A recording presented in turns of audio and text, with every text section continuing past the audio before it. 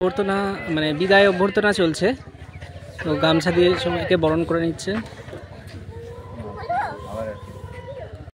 আমরা এখন এসে গেছি কামারপুকুর রামকৃষ্ণ মঠ যাত্রীনিবাসের সামনে। খুবই সুন্দর, শান্ত, স্নিগ্ধ, মনোরম এক পরিবেশ। এখন এসে গেছি রামকৃষ্ণ মঠের সামনে। এখন আমরা কামারপুকুরে থাকার জন্য বেস্ট হোটেল সম্পর্কে আপনাদের জানাবো।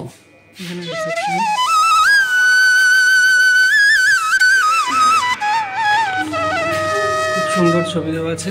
তো আমাদের হচ্ছে hello friends, welcome back to my channel, welcome to a new vlog. তো লাস্ট ভ্লগে আপনারা দেখেছেন যে আমরা অযোধ্যা পাহাড়ে ট্যুর করলাম এবং সেখানে কি কি জিনিস দেখেছিলাম, এবং রাত্রে আমরা আমাদের সোনকুবি বাঞ্জারা ক্যাম্পে থেকে আজকে আমরা বেরিয়ে পড়বো কামারপুকুরের উদ্দেশ্যে। তো আমরা এবার বেরিয়ে পড়বো কামারপুকুরের উদ্দেশ্যে। আজকে আমাদের ব্রেকফাস্টে আছে লুচি, তরকারি, ডিম সেদ্ধ এবং জিলাপি।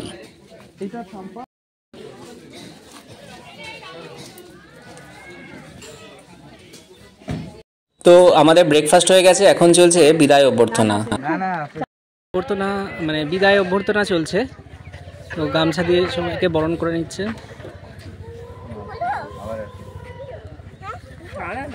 তো এই ক্যাম্পের তরফে এই আতিথেয়তাটা আমাদের সত্যিই ভালো লাগলো।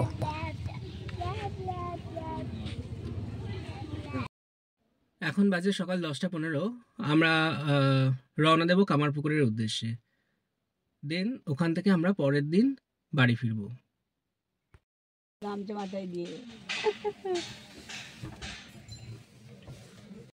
এই অযোধ্যা পাহাড় থেকে কামারপুকুরের দূরত্ব প্রায় 200 কিলোমিটারের।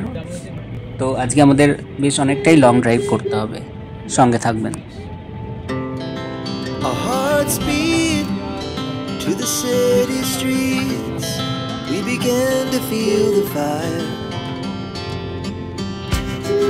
We rise like tall buildings as the আমরা এখন একটু ব্রেক নিয়েছি, এটা হচ্ছে হাট গ্রামে। তো একটু চা কফি খেয়ে আবার আমরা রওনা দেব কামারপুকুরের উদ্দেশ্যে।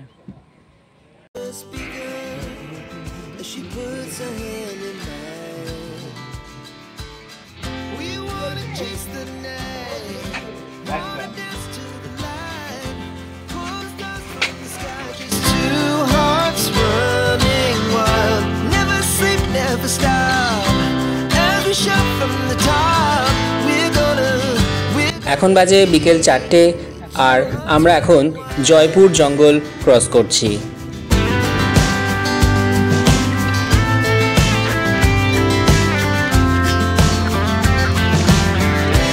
কোতুলপুর থেকে রাইট সাইড নিয়ে আমরা ঢুকে গেছি কামারপুকুরের রাস্তায়।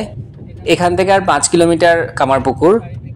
তো চারিদিকে মাঠ ঘাট আর একটা সুন্দর গ্রাম্য পরিবেশ।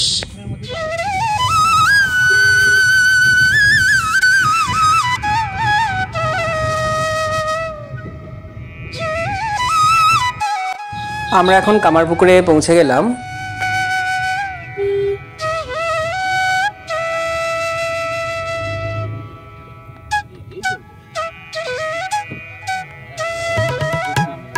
পাশেই রামকৃষ্ণ মিশন বহুমুখী বিদ্যালয় উচ্চ মাধ্যমিক।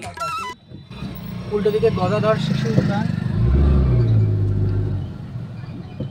তারই সামনে কামারপুকুর বাস স্ট্যান্ড। এই হচ্ছে রামকৃষ্ণ মঠের যাত্রীনিবাস। রামকৃষ্ণ মঠ যাত্রীনিবাসে ভক্তদের থাকার সুবন্দোবস্ত আছে। সুন্দর চারপাশটা।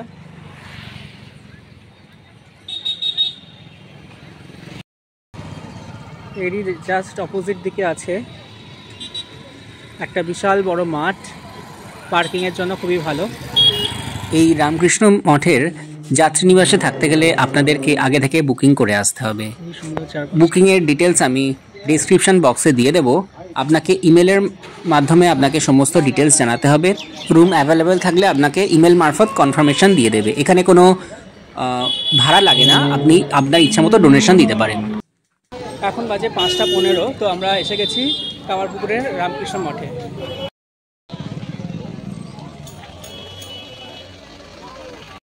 আমরা এখন রামকৃষ্ণ মঠের দিকে এগোচ্ছি। কামারপুকুর রামকৃষ্ণ মঠের দর্শনের সময়টা আপনারা জেনে রাখুন। গ্রীষ্মকাল অর্থাৎ এপ্রিল থেকে সেপ্টেম্বর মাসে দর্শনের সময় হলো সকাল 6টা থেকে বেলা 11:30 এবং বিকাল 4টে থেকে রাত্রি 9টা অবধি। এবং অক্টোবর থেকে মার্চ মাসের মঠের সময় হলো সকাল 6:30 থেকে বেলা 11:30 এবং বিকেল 3:30 থেকে রাত্রি 8:30। এই এখন আছি হচ্ছে আমরা কামারপুকুরে।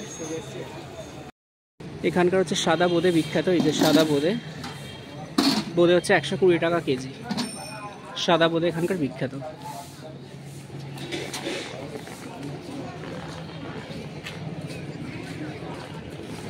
এই হচ্ছে আমাদের লজ। মঠের কিছুটা আগে আপনারা এরকম অনেক দোকান পাবেন, যেখান থেকে ইচ্ছা করলে কিছু কেনাকাটা আপনারা করে নিতে পারেন। রামকৃষ্ণ মঠের আশেপাশে থাকার বেশ কিছু হোটেল এবং লজ আছে। আমি সমস্ত ডিটেলস ডেসক্রিপশন বক্সে দিয়ে দেব।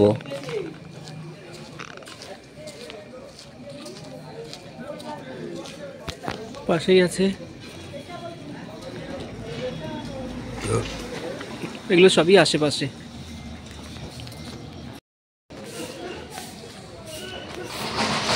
তো কামারপুকুরে আমরা আছি হচ্ছে রিল্যাক্স লজে। এটা হচ্ছে মঠের খুব সামনেই অবস্থিত। এই হচ্ছে রিল্যাক্স লজ যেখানে আমরা ছিলাম, এবং এখানকার ফোন নাম্বার আমি ডেসক্রিপশন বক্সে দিয়ে দেবো। এই দিক দিয়ে হচ্ছে পার্কিং স্পেস, আর এই হচ্ছে আমাদের মেন এন্ট্রান্স।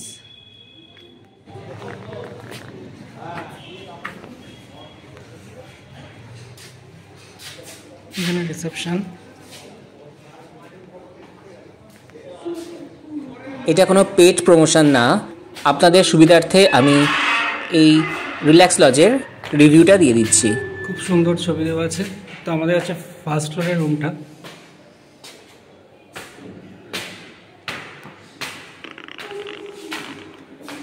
এদিকেও কিছু রুম আছে। যারা একটু ভালো হোটেল চাইছেন তারা অবশ্যই এখানে থাকতে পারেন। আর যারা আমাদের মতো কলকাতা থেকে সরাসরি নিজস্ব গাড়ি নিয়ে যাবেন, তাদের পক্ষে এখানে থাকা খুবই ভালো, কারণ এই লজে নিজস্ব পার্কিং এরিয়াও আছে।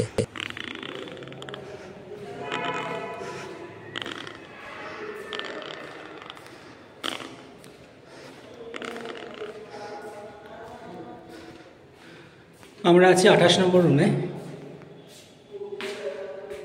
তো এবার আমরা একটু রুম ট্যুরটা করে নেব, কী কী আছে দেখি। এদিকে হচ্ছে টিভি আছে, একটা ড্রেসিং টেবিল আছে, এখানে সোফা, ডাবল বেড যেখানে 3 জন অনায়াসে শোয়া যাবে। এখানে একটা ক্যাবিনেটও আছে। তো এই ক্যাবিনেটের মধ্যে আপনারা জিনিসপত্র রাখতে পারবেন। তো আমি অলরেডি জিনিসপত্র রেখে দিয়েছি এখানে। নেক্সট হচ্ছে দেখাবো ওয়াশরুমটা। তো এই হচ্ছে ওয়াশরুম, কমোড এবং চারিদিকে পরিষ্কার পরিচ্ছন্ন। গিজার আছে,